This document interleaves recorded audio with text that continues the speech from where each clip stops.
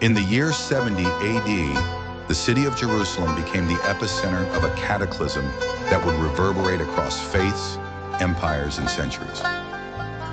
Encircled by the legions of Rome under Titus, the city was gripped by fear and famine, its once prosperous boulevards now lined with the starving and the dead.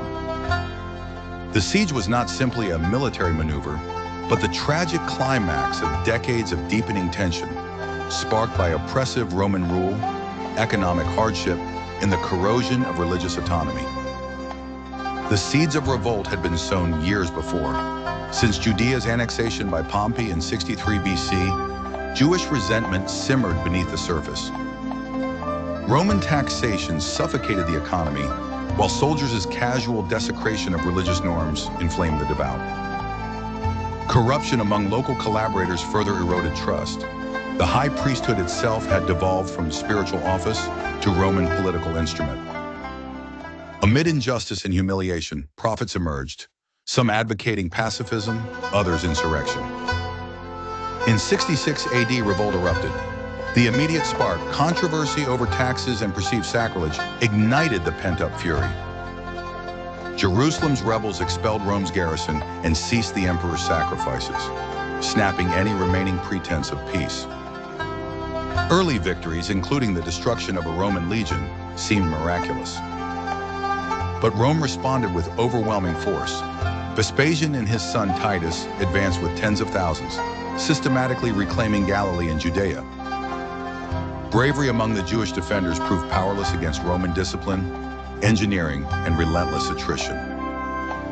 Historian Josephus, a captured rebel leader, documented the destruction of stronghold after stronghold, the grim parade of crucifixions, and the incremental approach to Jerusalem.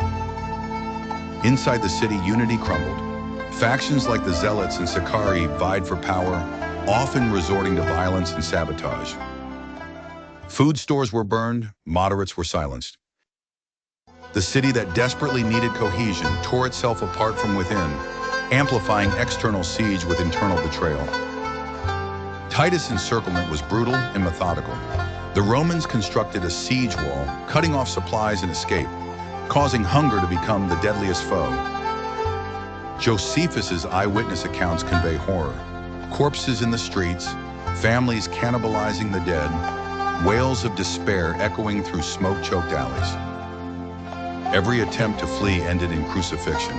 Wood for crosses and earth for graves ran scarce. The Romans battered the walls relentlessly while defenders responded with fire, arrows, and sally raids. For months, Jerusalem withstood the onslaught. In time, Roman ramps and battering rams achieved what hunger had begun. Breaches in the city's fortifications led to a nightmarish house-to-house struggle. The battle climaxed at the temple, the very heart of Jewish faith. Amid chaos, flames leapt from the holy precinct, ignited by a Roman torch. Deliberate or accidental, the effect was total. The temple burned, gold melting into the stones. The symbol of Jewish nation and faith was reduced to ruin. Upon the temple's fall, resistance collapsed. The Romans meted out harsh retribution, slaughter, enslavement, and razing of much of the city. The sacred artifacts were paraded through Rome. The Arch of Titus would immortalize the triumph and the menorah's humiliation in stone. Not even the glory of victory could soften Roman vengeance. Jerusalem was left devastated, its temple forever lost.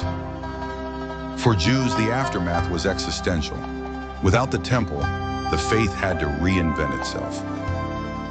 Rabbinic Judaism emerged, shifting focus to scripture and synagogues, spiritualizing ritual and law, and making survival possible in diaspora. Survivors scattered across the Mediterranean, sustaining their identity with memory and hope. Jerusalem became a city of longing as much as of pilgrimage. Rome, too, was transformed. Vespasian's emperorship was cemented, and Titus was hailed as conqueror. Yet the might of Rome would ultimately prove ephemeral. The legacy of Jerusalem's destruction would endure in liturgy, in stone, and in the indomitable spirit of a people who rebuilt from ashes.